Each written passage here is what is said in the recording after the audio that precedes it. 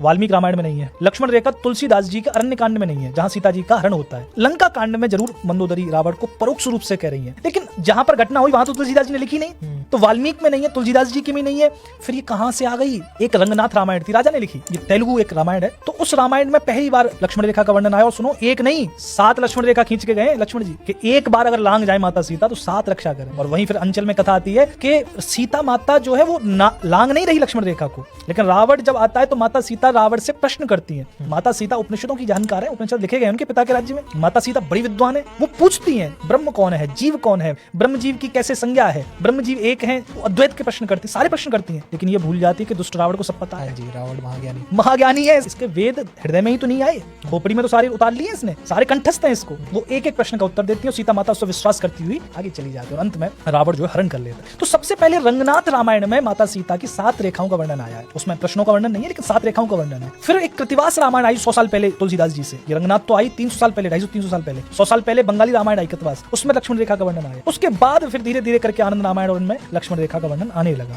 तो लक्ष्मण रेखा थी नहीं, लक्ष्मण रेखा की जरूरत नहीं थी, इसलिए वाल्मीकि ने इसको नहीं कहा, तुलसीदास जी ने इसको नहीं कहा।